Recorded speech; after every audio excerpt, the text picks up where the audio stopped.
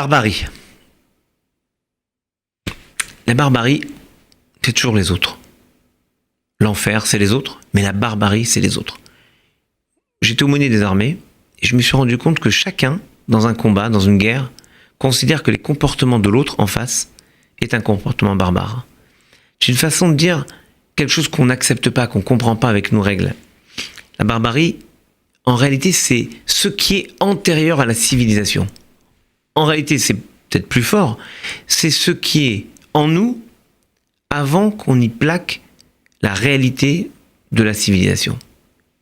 La barbarie, qu'est-ce que c'est ? Ce sont les préjugés qu'on a tous les uns envers les autres. Nous avons tous des préjugés. Personne n'a le droit de me dire « je n'ai aucun préjugé envers telle ou telle population ».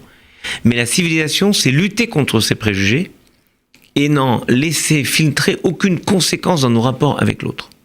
Mais la barbarie, elle est là, elle est dans ce que nous sommes. Dans l'Antiquité, c'était ceux qui n'étaient pas grecs et romains. L'autre, celui qui était étranger. La barbarie, c'est ce qui vient percuter notre modèle.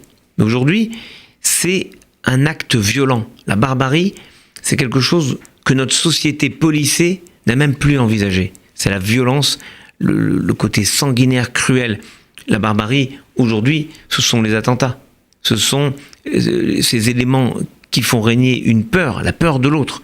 La barbarie, c'est ce qui empêche la civilisation.